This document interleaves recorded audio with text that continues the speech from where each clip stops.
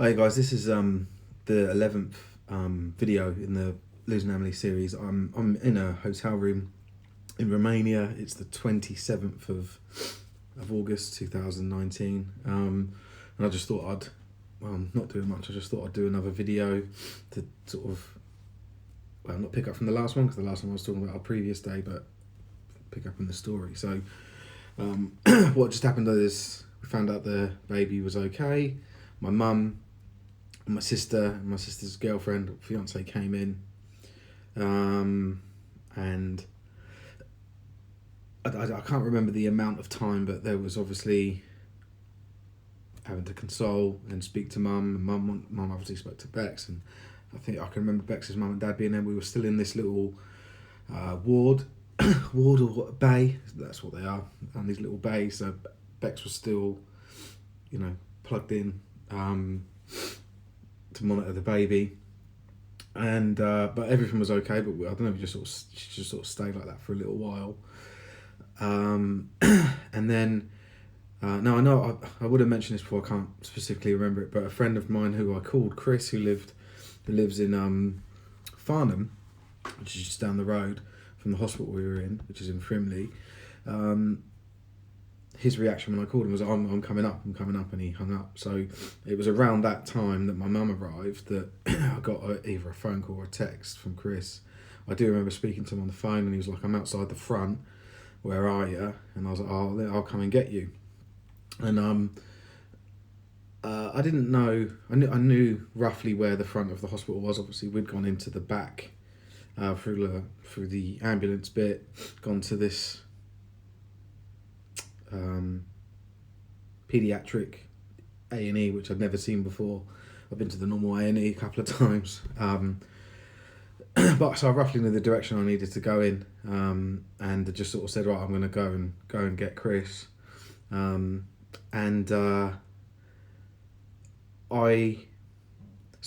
now I didn't realise at the time that I was obviously being watched by one of the detectives. Had I realised that they were sort of watching me, I would have sort of said, oh, my friend's here, I'm going to go and get him. I don't think they would have wanted me to just walk off. That's the whole reason why they were there, but I don't think they noticed I walked off either. But I went the other side, so I had to walk past the little bay that Amelie was in, which was the third one on the right. We were in the first on the left, and walked by that, walked out the other doors, found my way to the waiting room, which I knew where that. I knew the waiting room. Went out the front, and Chris was outside, like across the road on this like pedestrianised area outside the front of the hospital that everyone uses, and he was stood there. And then I saw him. I think I was on the phone to him, but I remember I saw him, like waved at him, and then my reaction was to just burst into tears. So he was still across the road, and I can remember being sort of stood there with my hands over my face. I'd just gone through the A&E waiting room, so I remember there being a few people in there, but I don't think it was particularly busy. This was first thing in the morning on a Sunday, and I just stood there like crying, and then he came across the road and like hugged me, and then I don't remember what we were saying, but I do remember we then went back in, and then I went to go back into through the door I just come through to go back to the A&E, the paediatric A&E ward, and the door was a security door that let me out but wouldn't let me in, and just as I sort of realised that, shook the door, a nurse walked up to us, like this short nurse. I think she had her arm in a sling or a bandage. I remember something about her arm, and quite rightly she challenged me as to why I was trying to go through that door, and I'd stopped crying. I wasn't stood there crying while I was doing it. I stopped crying, and as we'd gone in, and I stood there and I was like, I've got to now tell her why I need to go in there. And I thought, this is going to be awful. Like, and there were obviously people sat not too far away in the waiting room. I didn't want to. I knew it wouldn't make a scene, but I just didn't want this person to be embarrassed. I remember thinking that, and I sort of leant into her and just said, my daughter's passed away this morning. She's in there. I've just come to get my friend. And I remember her face, like, she was very professional, but you could tell, like, she was a bit, I don't know, it's disappointed maybe, but she was just doing her job, so, but she was like, she felt bad about it, I suppose, and she just let me in. We went in, and walked to the bay that had just come out of with my mum, and so Chris knows my mum and my sister, and so they were all saying, obviously, Bex. They all said hello quickly, and then him and I went to that family waiting room. We just had that to ourselves, so it was just me and him. Everyone else stayed with Bex, and I don't know how long I spoke to him for, but I basically just told him everything that I've told in all these videos up until this point. I told him what happened the day before, what happened when we woke up, literally blow by blow, everything that I said, that we've said, obviously, crying and saying we don't know what it is, and, and it's funny because since that happened, I spoke to Chris about it several times, obviously, he's one of my best friends. He's been around me when I've been talking about it to other people, and as time's gone on, I've always said to him that I can't fully remember everything. I know I can't remember some sequencing or anything, but he always says, you've never changed the way you've talked about it. Like, he said, what you told me in that room immediately after it had happened is exactly what you always talk about, and what I say. So he actually, and I do want to get, I've said this before, but I do want to get him on one of these videos to just talk through what he was doing, and because there's one particular part of the story that the way he answered his phone, he used to answer it in a joking way, and he stopped doing that because he did that to me that day, and he felt awful about it. But I mean, that's for another video, I suppose. Oh, yeah, it is. There's no point talking about that now. But yeah, it's it was great having a friend there to talk to at that time. There was nothing he could do other than listen to me, and that's exactly what he did. And I remember thinking I wanted him to stay around longer, but he wanted to go. And that obviously he did. But I think, obviously, the gravity of the situation, our families are there, we just lost our daughter, and we're still in the middle of this process. He just thought, I know you're okay. I don't really know what he was thinking, but yeah, he stayed for, again, I don't know how long I was talking to him, maybe half an hour, maybe shorter, and then went. And then I can remember, I don't know if it was before or after, but it was around that time. I said that box was brought in by Charlotte. That was before Chris got there, and I can remember thinking that I was like, oh yeah, whatever you're trying to sell us, fine, we'll just take it. And I was completely wrong. It wasn't that she was selling us things; she wanted to give it us. It was like from a special charity called For Louis or For Lewis. I don't know how it's said. I've only seen it written. From a mother who'd lost a child, and when she was in the hospital, she felt that she didn't have anything, and nothing was designed for her situation. So she started up this charity, and they do loads of things. But one of the things they do is these memorial boxes that they give to parents that had just lost a child. So I'll show that in another video. I think I did consider showing it in this video, but one of Romania. But it's a bit too early because of the stuff that we've put in it. There's a bit of a story around that, what we chose to put in it, and what's happening with this memorial box. So I'll save that for another time. But yeah, so my initial thought was that they were trying to sell it to me, and I was like, I didn't feel fed up or annoyed or anything, but I was just like, yeah, that's fine, just give it to us, sort of thing. But I was quite wrong with that, obviously, and she was going through all the different things that were in it.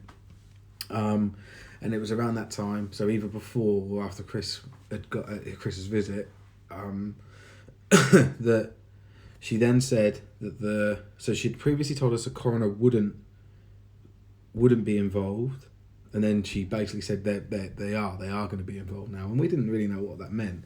She was very apologetic about it. She was like, I've told you one thing and it's another, and we're like, okay. And what we didn't know at the time, well, that means it's a more serious investigation. It's sort of under suspicious circumstances. If there's a death, then there's a proper investigation by a coroner. So they decided it was, and then wasn't, and then they decided it was best to have a coroner looking at it.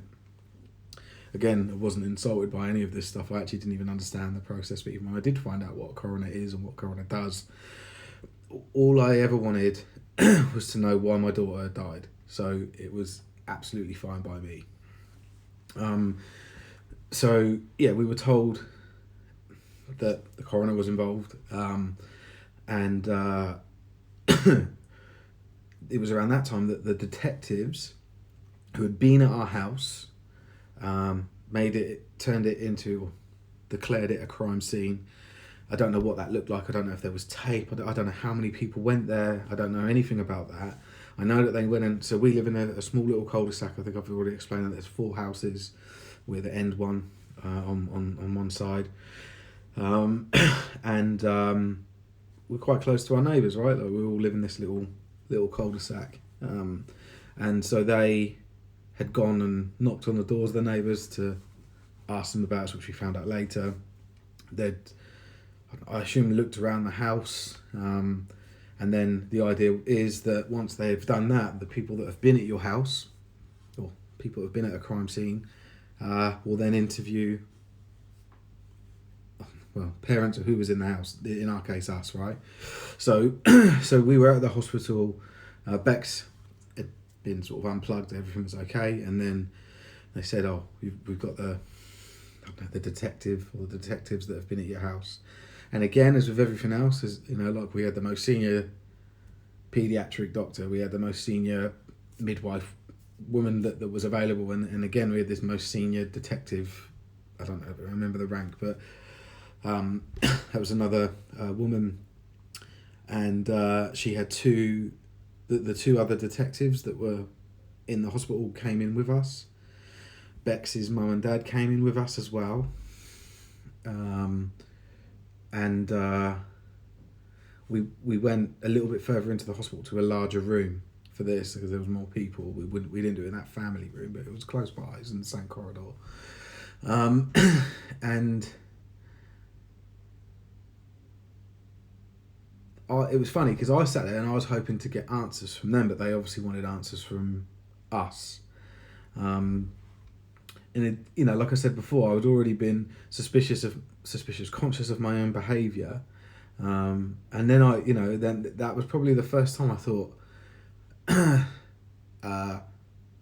maybe they might think that I've done, or Bex has done something wrong that's resulted in Amelie's death. That was probably the first time I thought of that when we sat in the room. And I can remember when we were walking to the room, Bex and I were shoulder to shoulder, and I remember Bex obviously crying and saying, we're not having a funeral. She said, I don't even want to tell anyone we're not having a funeral because what's the point? Everyone will just be sad. And I can remember agreeing to that, thinking, yeah, that's good. That's a stupid idea. But again, like I've said before, your mind's sort of all over the place. So we go into this room, and I spoke most of the time, and I started crying, I don't know, a minute after I started talking, but explained everything that I explained that we did the day before, probably a bit more sequentially because I remembered it, fresh in my mind. And I can remember at one point the detective, the woman said, we've taken her bottle, her milk bottle, and that's what she said, like, we've taken that to test it. And I did hear that because I can remember hearing it, but I didn't process it correctly. I thought she wanted to know where it was, and I said, oh yeah, like I said in the previous video, I told her I'd put it down because I was trying to get Amelie used to me walking out of the room. So I said, oh yeah, it's on the side, it's just on the side thing there, and thinking that there were people still at the house and that she was going to tell them, and she's like, oh no, we've got it. And I remember saying, all right. She said, and we're gonna do tests on it, and you'll get it back. We never actually got it back. Not that it's not important to us. I can. But that's sort of one thing I do remember. And obviously they were writing notes and asking, but they weren't grilling us. It wasn't. I think from being at the house, there must have been enough there for them to sort of think it wasn't suspicious. I don't know. I don't know how these people think, but I didn't feel, and I don't think Bex felt at any time that they were giving us a hard time over anything. They were very compassionate, very nice. And they said that I remember them saying, "Oh yeah, if you need anything, just give us a call." They never left us their details as well. That was one thing. Because I remember at one point I was going to call them and ask about the water, the bottle, but we don't have any details. But they didn't care enough to pursue it. It was it was done. But yeah, so after that, so we had, I don't know how long that took, maybe 15 minutes. And they said, oh yeah, you can go back home now. Everything's okay. So Bex's mum and dad took Bex home. Bex was keen to get home. She wanted to have a shower. She wanted to leave the hospital. I didn't feel the same. I felt that it was early to leave the hospital. But that wasn't why I stayed. The reason I stayed a little bit longer than Bex was because my mum wanted to see Amelie. But she wasn't, because they were doing different tests on Amelie. And they said, as they sort of put it, clean her up. She looked more, I don't know, presentable, is for want of a better word. So it took some time. It wasn't a long time. But they then, so after Bex had left, they then sort of said to us, oh, you can go in there now.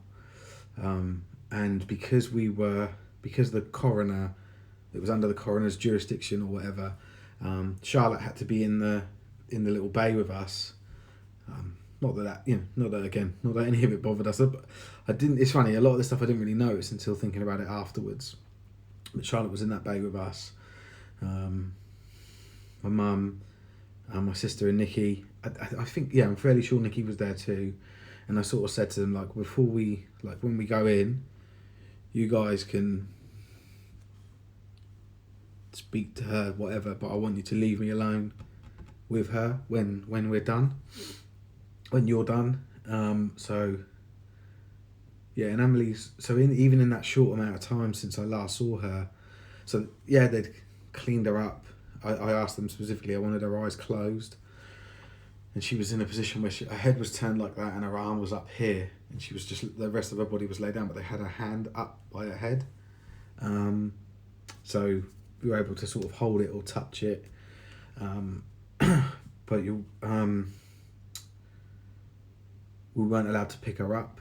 I think it's because she might have had a hole in the back of her head or somewhere where because I knew they drained spinal fluid, or maybe that was down at the bottom, but I don't know. But they had to do different tests. So where I was allowed to pick her up before, I wasn't allowed to pick her up then, or any time after that. And then so my mum, my sister and Nikki, they my mum in particular was just distraught, just seeing her. And Amelie's fingernails started to go grey already. I say already, I didn't know that's what would happen, but started to change colour, and her skin looked better than it did before when I found her, but it still didn't look normal. It was all still different colours.